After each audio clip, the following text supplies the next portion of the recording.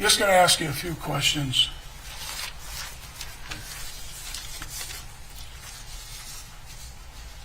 Do you remember your visit by Zoom with Dr. Miller? A little bit at least. We had a Zoom interview, yes. Okay, and that was Miller in Florida, correct, as far as we know? Yes. And you and me were in my office, correct? Yes. And that was the first time that you had ever seen any of the video, correct? Yes. And were you able to watch it? No. And you did tell Mr. Miller that when Wright pulled away and got back into the driver's seat of the car, which was still running, Potter, that you could observe Johnson and Lucky struggling over the console, and it appeared that Johnson was trying to prevent Wright from putting the car in drive. Objection leading. The objection is overruled. If you don't remember that, because it was a while ago, I can show it to you to refresh your memory. I don't remember. May I approach, Your Honor? You may.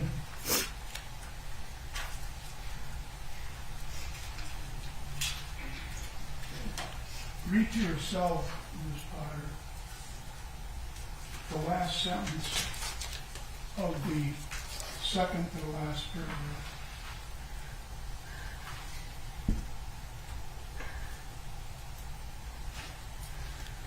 Does that refresh your memory as to what you told him? Yes. And did you tell him that?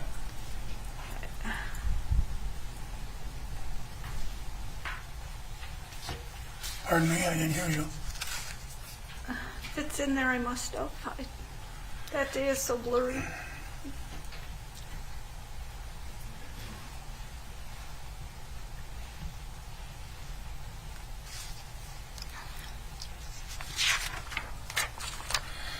Did you also tell them that you yelled taser, taser, taser, so your partners would disengage from Wright? Yes. And just a few more questions here. Would it be routine, thinking back when you're a law enforcement officer for 26 years, would it be routine for you to unsnap your holster on the way to a car? No. And why not? I'm only 5'3". If I would get into a fight, I could lose my gun. Did you ever, in your career, shoot your gun at anybody? No. Did you ever shoot your gun in real life during your career? No. And did you ever shoot your taser during your career? It was never deployed. Is that what it means? Yes. And that would be real life. That would be when you have to use those weapons. That would mean it was an emergency situation, would it not? Objection leading. Well, what would it mean to you? Objection is sustained. I'll rephrase it. Yeah, sorry. Thank you, Judge. What would that mean to you if you had to shoot your weapon? That I might kill somebody.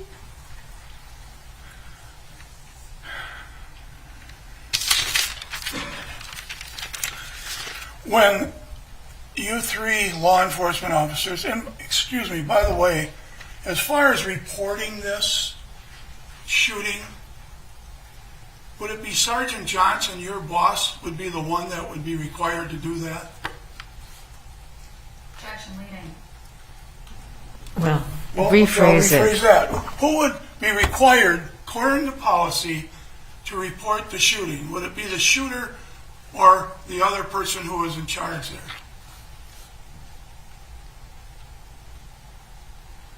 On that scene, it would have been Sergeant Johnson. Because he was your supervisor, correct? Yes. Then I got a couple more questions. If you stopped a vehicle in Brooklyn Center and you learned that there was a bench warrant for a weapons violation, you learned that there was a temporary restraining order a female had lodged against the person that said he was in the car, that gave his identity. But he really, did Mr. Wright ever give a valid identification for himself? No. And the other office, now, you've got no valid information, you've got a gross misdemeanor, you got a temporary restraining order, you got marijuana smelled by your partner, you got no license, no insurance. Would you let that car go if you went up to it and were attempting to handcuff the individual and the car, he jumped back in? Would you have thought you should let him go, drive down the street?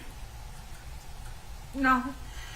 On the temporary restraining order, if you learn there is a temporary restraining order, is it protocol?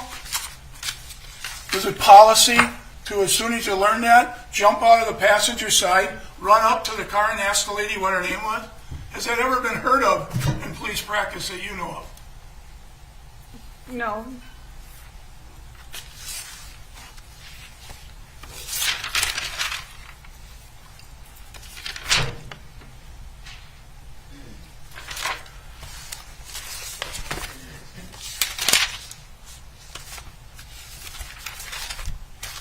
Thank you, ma'am. That's all I have, Judge. Is there any recross? Yes, Your Honor.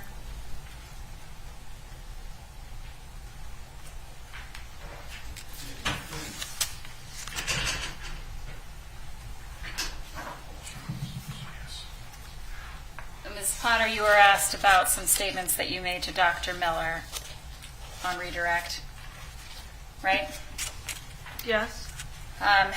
You also told Dr. Miller that you resigned on April 12th to protect your police family, right? Judge, I object to this improper re-cross-examination.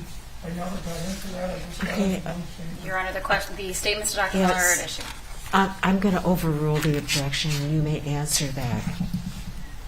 You told him that, right? Can you repeat the question? You told Dr. Miller that you resigned on April 12th to protect your police family, right?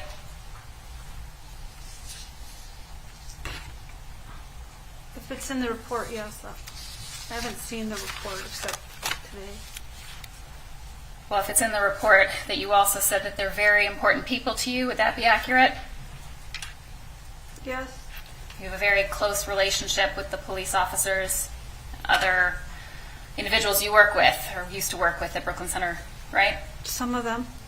Sergeant Johnson is a good friend of yours. Judge, I object to this. It's outside the scope. The objection is sustained beyond the scope. You also told Dr. Miller that you don't make mistakes, right? You told him that? If it's in the report, yes. And you told him that you don't want to hurt or injure anybody. Right? Right?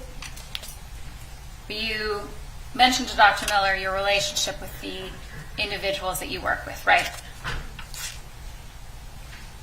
Yes. And that was very important to you, right? Yes. You advocated for their interests in a lot of settings, didn't you, for the people that you worked with? I advocate for everybody. You had a very close relationship with them. You referred to Sergeant Johnson as a rock star, haven't you? I don't know when I would have done that. Nothing further, Your Honor. Go ahead, Mr. Gray.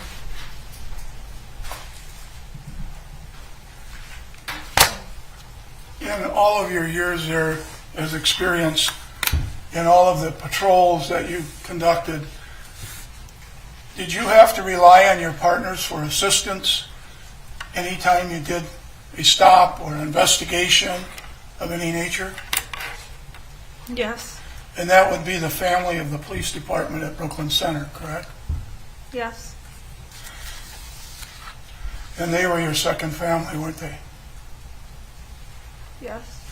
As far as complaints, in the 26 years that you were a police officer, did you ever have one citizen complaint? Objection, Your Honor, outside the scope. The objection is sustained beyond the scope. I have no further questions. Any further cross? No, Your Honor.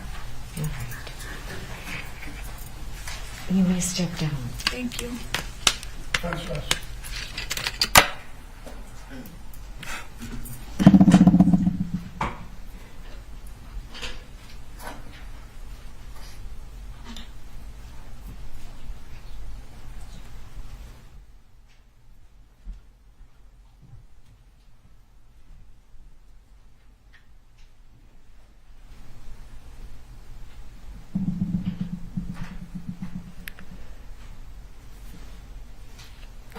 Does the state have rebuttal?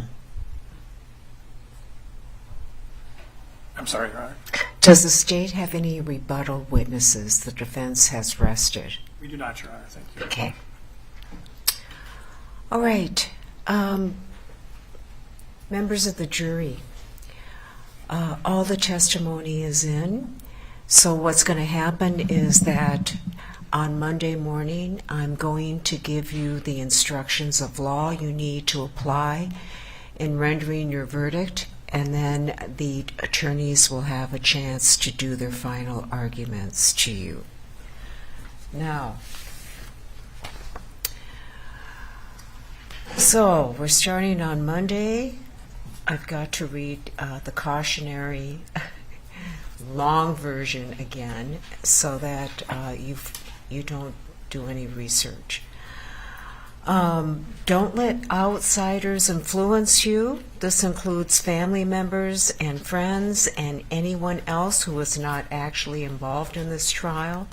Don't discuss the case with other jury members during the trial. Again, you'll have plenty of time to do this at the end of the trial. Once you have had all the evidence, I've sent you to the jury room with my instructions and the verdict forms. Don't talk to anyone involved in the case, of course, the defendant, the lawyers, or the witnesses. If anyone tries to discuss this case with you outside the courtroom, please report this to me.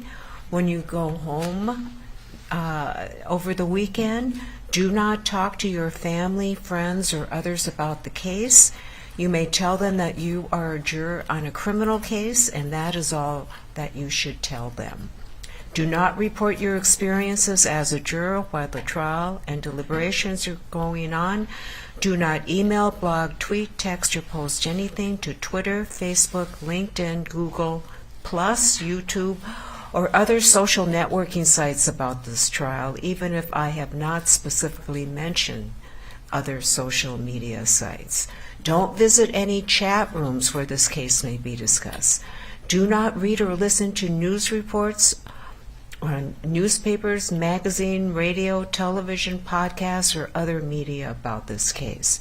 Don't do your own investigation. Do not ask people about the case.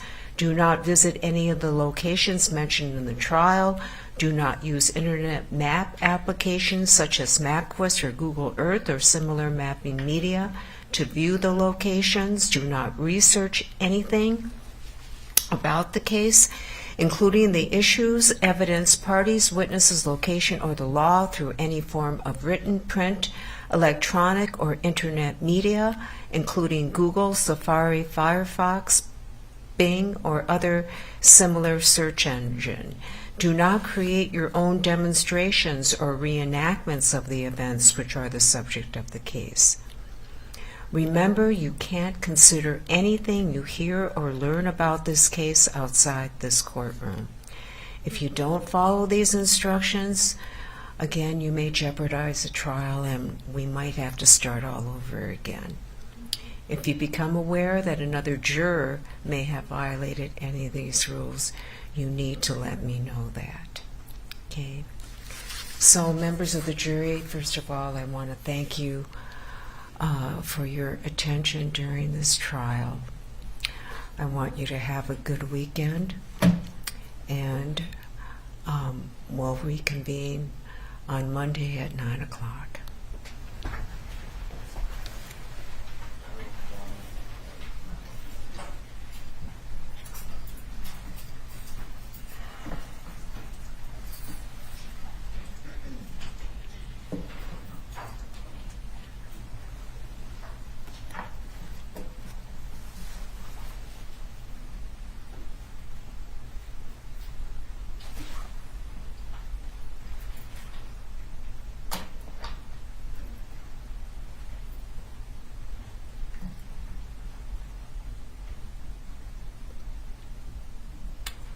Right, please be seated.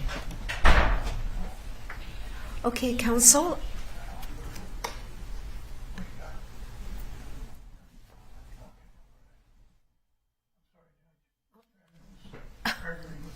Okay. All right. All right. Okay, you should have received another draft of the jury instructions by email. I had Zach do this, or Mr. Kramer do this in 14 points, so us older folks can read it. Okay. So, have you had a chance to review the new draft? Okay, I'd like to have a discussion about jury instructions this afternoon. Why don't we take a half an hour break? And Mr. Frank, if you could send me your suggested language on the non-deadly force. I've got one in here, a clarifying provision in it, but I'd like to see yours. So a half an hour should be enough? Okay. Okay, we'll reconvene at 2:30. Yes, you may be excused. I mean, she's coming back for jury instruction argument, right? Okay. So, 2:30.